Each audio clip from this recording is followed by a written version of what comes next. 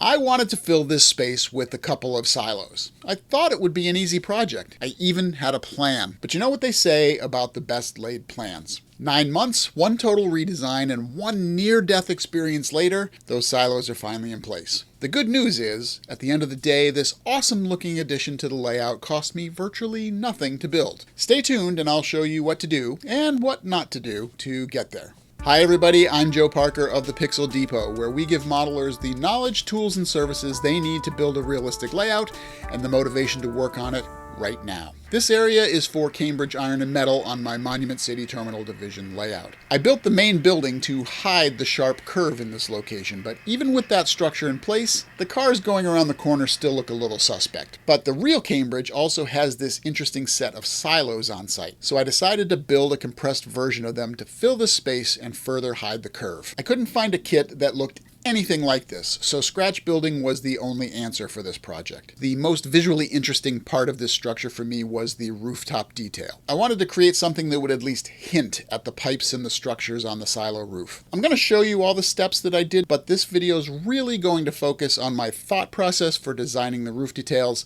and then its subsequent construction. So if that's what you're here for, use the chapters to go to the From Detritus to Details section. After doing some calculations, I decided that a 4-inch diameter would be a good size for the silos. And then I thought, well, I've got 4-inch PVC pipe here. That'd be a nice solid base for these structures. Long story short, that didn't go well. I tried to cut the pipe to size using my chop saw. Did you know that a pipe that big will get grabbed by the blade, shatter, and shoot out from the saw at high speed? Yeah, that resulted in what you see here, as well as exploding PVC, a broken saw blade cover, and shards of pipe, as well as my life flashing before my very eyes. Seriously, it was scary and dangerous. I don't recommend trying it. It was back to the drawing board, and the drawing board came up with these Quaker Oats containers. Trust me, it's a much safer alternative. They were good height, pretty strong, and best of all, were the right diameter, and free if you have a friend who bakes lots of cookies. At first, I thought about using styrene for the roof, but I also wanted the roof to be reasonably thick. Because of that, I knew I wasn't going to be able to get the smooth curves I was looking for. Therefore, I asked my friend Chuck Coggins to 3D print me a roof. When it arrived, I painted it using Rust-Oleum charcoal from their chalked line. From this shot here, you can see that it basically looks like a figure 8. Good construction starts with a good foundation, or so they say. And so I wanted to give my silos a good foundation too. I used some chipboard and traced the container shape onto it. And I was afraid that cutting the base to the same figure 8-ish shape of the original roof would result in a weak spot in the middle. So on the back side of this cardboard, where no one would see it, I drew a line tangent to the outer edge, which would leave some extra solid area to provide more strength and stability. And then I cut the whole thing out using scissors. At this point, I was already starting to think about what I would put up on the roof and revisited the prototype photos. Now let me be perfectly clear. I know what none of this equipment actually does, but I knew I wanted to have a representation of the large cylinders that come up out of each silo, as well as the slanting pipes that run between them. I also wanted some way to evoke machinery like pumps and meters, and probably a way for people to get roof access besides just a simple ladder. And that meant figuring out how I was going to represent everything, finding those parts and pieces to use, and figuring out how much it was going to cost. More on that in a minute, because it was at this point that I realized that the figure 8 shape I'd specified for the roof wasn't going to allow enough room for some of the items I wanted to have up there. I needed a roof that was the same shape as the foundation. So I traced the original roof onto 20,000 styrene and added that same tangent line to make a shape that was nearly identical to the foundation. I would then attach this second roof to the first roof. And because the material of the second roof was way thinner than the first roof, I was able to cut that styrene with heavy-duty scissors and get those pretty good curves that I was looking for. It was now time to let my imagination run a little wild, so let's go to the bench.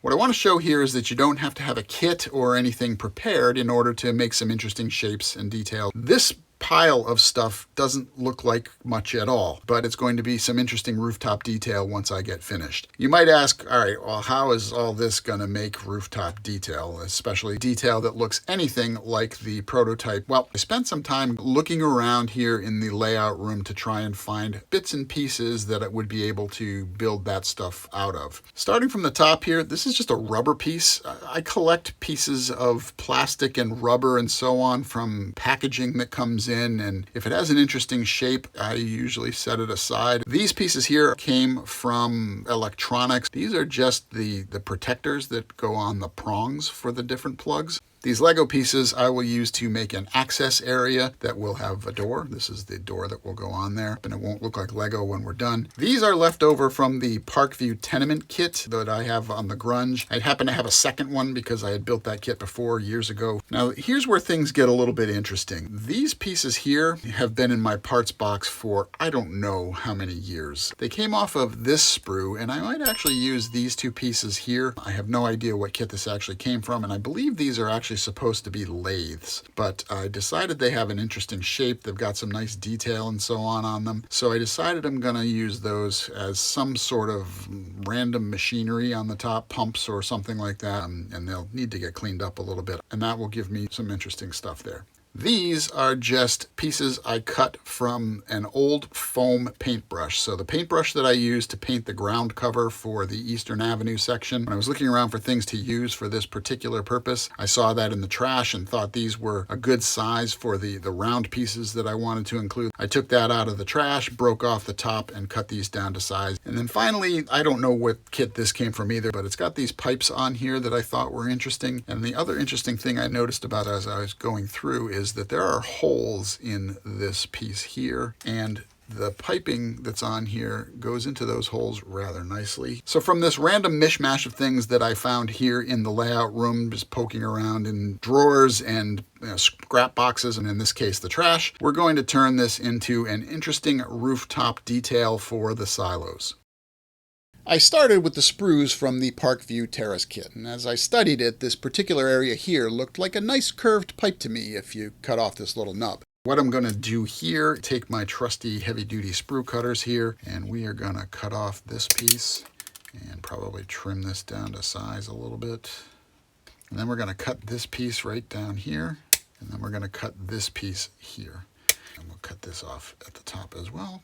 But the nice thing about that is it leaves, a nice strong sprue construction for this. I can put this back in the parts box. So I'm going to cut this piece off because we're not going to need it. And there's a flying around the room. Sand this down a little bit to give it a nice smooth curve. Might have to put some putty in there to give that the look that I'm looking for. Maybe I'll use these parts here on this corner as some sort of meter or something like that. That'll be kind of cool. I wasn't sure what to do with these. Now I think I have a purpose for them because that'll cover up that detail quite nicely. So the next thing we're going to do is clean these up. There's a lot of flash around these, and we're going to clean that up using an emery board and the modeling knife. To get the slanting pipe effect, I decided to drill a hole towards the bottom of the paintbrush handle on one side and another one near the top on the opposite side. Now, it just so happened when I measured the sprue that it was almost exactly 5/32 of an inch thick. I started with a 1/16 inch drill bit in a pin vise and then enlarged each hole using a 5/32 drill bit. So my idea was something like this. I drilled these holes here in the top and the bottom of each of the dowel pieces. I've got two nearly identical pieces here for piping. Got these, which I believe were supposed to be lathes. These that are supposed to be drill presses. Like I mentioned, I've got these two plug tops and so on here. My thought was to use these pieces something like this, where this goes in the hole, these go in the holes, top and bottom, and cross up and down, if I can get it in there without everything falling apart. Now I did have to bend the ends on this, and one I did break a little bit, but plastic cement is a wonderful thing. You can see that these cross up and down. I'm gonna shorten these legs here. I'm gonna kind of slide these under here. The spacing is such so that the big piece, tall piece of the drill press happens to fall where the sprue comes across. So I'm gonna trim that sprue down and maybe try to bend it so that it looks like it's going into the lathe. Glue all that together. I haven't quite figured out what to do with these yet. I'm wondering if I can use them as sort of braces or something like that. I figure I'm going to put the drill press on there somehow, something like this. When we glue it all together and paint it up black, I think it's going to look pretty convincing. With a plan mostly formed in my head, it was time to start the construction process and see how things went. I needed to cut these long pieces on the pipe sprue so that they would end where the lathes turned pumped sit under the piping. And the grid on my cutting map gave me a nice way to line up that main assembly. I'm going to use the flush end here to cut cut this off, and I may need to work it just a little bit so that the end doesn't get pinched. All I'm doing here is just kind of giving these a little squeeze as I go around so that I get a pretty decent flush end there. Use my favorite medium, or at least try to. Fill this hole with some CA. Make that the top. Stick that in there. Let it set up. Just let that set. While I was studying the pieces as they dried, I decided that I was going to need something additional to glue to the pipe ends so that they didn't look quite so spruey. What I wanted was something that was going to look like a pipe termination or a valve, something along those lines. Start to worry about this piece here. You can't really tell, but it's a little too short to lay down. It shows the top of that, so I may have to stand it up or figure something out along those lines, which should work. I used the solvent cement to glue the drill presses to the flat section on each side of the sprue. I then went on an expedition to find those valves that I was talking about. I found some fire hydrants among the leftovers. They had a nice valve and connection detail on them, and I glued those to the exposed sprue end with solvent cement. I used the lathe piece as a height guide, but even so, I needed to make some minor adjustments later. While waiting for things to dry, I moved on to the silos themselves. Now, as I said, these are simply made from Quaker Oats containers. My idea, whether using deadly PVC or oatmeal boxes, was to laminate the cylinder with photos of the actual silos. So I modified some images I got using Google Maps Street View. They now have not only the views from their own cars, but also user-submitted 360-degree views in some areas. It's amazing what you can find. I imported the photo that I found into Photoshop, and using the same principles I talked about in my video on creating a custom backdrop, I stretched and copied and airbrushed until I came up with two slightly different views of the same photo that I could wrap around the containers. Because this was a photo of the actual structure, that meant that I didn't have to weather the silo section at all or worry about trying to replicate any of the side detail. Now, I knew the container was 7 inches tall, and knowing that the diameter was 4 inches, I could figure out how long my printout needed to be. Trigger warning, there's about to be math. The circumference of a circle is equal to 2 pi r. R is the radius, which is half of the diameter. Therefore, using substitution, the diameter equals 2r. Following along there, the circumference is equal to pi times the diameter. Since we know the diameter is 4, that means the circumference of our container is 12.56637 inches, give or take a few millionths of an inch. So I went with 12 5/8 inches, and that'll give myself a little overlap. The plan was to wrap the photo around and then tape it to the container. I started with regular Scotch tape, putting it on the edge of the printout with just a little bit overlapping so that it would catch the cardboard on the side. Then, using double-sided tape, and I used some from 3M for this project, I'll put a link to something similar in the description below, towards the middle of the photo and rolled the cylinder so that it would stick. After some experimentation and a nearly ripped photo when the tape bunched up on itself to stick to the back side of the paper, I was able to get the strip down and then, using my straight edge, trim it to size. I then did the same thing at the far edge of the photo. You want to take your time with this. The final video doesn't begin to tell the tale of the tape. With both sides laminated, I placed them together. Now, when I did that, I saw a spot on the front where the photo had a noticeable duplication. So I got out a couple of markers and just touched up those spots, covering the white on one side with some color and adding some additional black marks on the other area. I don't think people will notice unless they're really looking for it. Now it was time to glue the silos to the cardboard foundation. Now, it didn't really matter which side was which. The only thing I wanted to make sure was that the taped seam was at the back. I glued them down using Eileen's tacky glue, spreading it on each side with a toothpick and feathering it out towards the edges. Eileen's has been my go-to for gluing paper, cardboard, wood, and even gator foam for years. For those uses, I really do prefer it to white glue or wood glue. I use it for every laser cut kit I assemble, including the recent sign for the PJ Smith Sign Company on the grunge. See, I haven't forgotten about the grunge. I placed the cylinder on the foundation, and then I made some minor adjustments to make sure there were no major overlaps. And with that, I was good to go. With both silos in place, I also glued them together with Eileen's and used a clamp to keep them in place while they set. I now moved on to the roof, and to make sure I had some additional surfaces for the roof to stick to, I cut some more pieces of those paintbrush handles and then glued them to the top of the inside surface of the silos, also using Eileen's tacky glue. I made sure they were flush with the top using my 1-2-3 blocks. I let those dry overnight, and in the morning I spread CA on the wooden pieces, then set the first roof down, adding some weight to make sure it was flat. Waiting for that, I then went back to constructing my roof assembly. I cut out these L-shaped pipes, and then going back to the prong protector piece, I tested it out at the front of the roof section. I then put the pipe pieces in those opportune holes and measured out how much I'd need to cut them down to get them flush. Once again, I used the grid on the cutting pad for this. Again, I have no idea what these pipes do. I'm making this all up as I go along. Next, I glued the prong protector to the second roof using CA. I wanted to make it look like these little pipes and whatever it is they're attached to were also attached to the main pipe assembly. And therefore, I butted up the main assembly to this small prong. And coincidentally, it's still lined up with the center line I'd drawn, so lucky me. Once again, the reason I'm using CA, and my dislike of CA is well documented, is because these were dissimilar materials.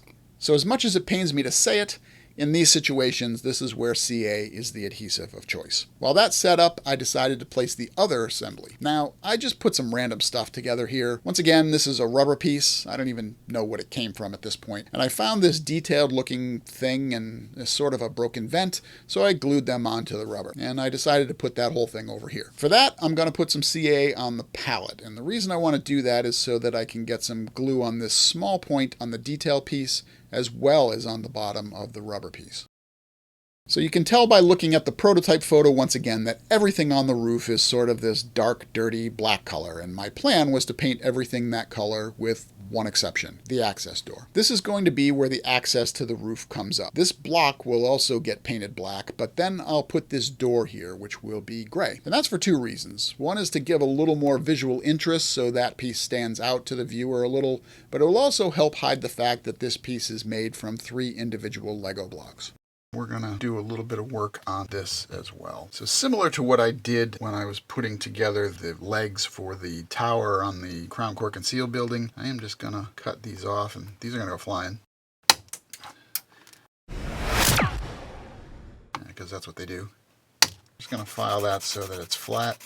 I then took some of this very thin 5,000 styrene because that's all I really need here. You may have seen this small Lego piece on the bench earlier. Now I didn't use it in the build, but I did use it as a guide for this piece. It's obviously the perfect size to fit the top of the Lego, but this piece is too thick and would still have the nub, so it was a problem. Therefore, I marked the styrene using that Lego piece and then cut it out using decal scissors since the material's so thin. I glued it onto the top of the Lego stack using CA, and normally I'd use solvent cement for a Lego to styrene connection, but that material was so thin that I was worried that the solvent cement would warp it. The next step was to install the lathes that are not supposed to be lathes. The idea was for them to go under the fire hydrants and butt up against the dowels. I glued the edge of the lathe so that it would lie along the center line that I'd drawn. I then used solvent cement to attach the bottom of the fire hydrant piece to the lathe. I held it down just for a few seconds to get a nice solid joint. With those pieces in, it was time to install the pipes to the front thing. I eyeballed the location of where I wanted the pipe to sit, and then I used CA to glue the bottom of the pipe to the roof surface. I used solvent cement to attach the pipe to the prong protector piece. Say that 3 times quick. I also attached the Lego stack to the back. The one thing I don't have on hand is fencing. So the prototype has a railing that goes all the way around the edge for safety. So I'll have to retrofit that at some point. So if anyone has suggestions on what to use, drop those in the comments. Heck, if you want to send me any, that'd be cool too. By this point, everything had set up pretty well and it was time for painting. Here is the second roof after painting. I did just a tiny bit of weathering on the roof. Well, more than just a tiny bit. Video of that process is available on my Patreon channel for patrons. Patrons also get all kinds of other cool goodies too, so I hope you'll check it out and support me. The link's in the description. Finally, I attached the second roof to the first roof, and I could call this project done. What I should mention, I never used these. Couldn't really come up with a good place to put them. So those are the leftover pieces. Those will go back in the scrap bin. And there's our finished product. The silos go in this general vicinity. I think they look pretty good for something that cost a few dollars at most and that I made up pretty much as I went along using what I had on hand. No question, if I were to do this project again, the results would look different. That's all for this episode, but you can check out more on my Cambridge Iron and Metal project as well as my project layout, The Grunge, by clicking on the links. I'm Joe Parker of the Pixel Depot. Thank you so much for watching, and I hope you'll meet me next time in the train room.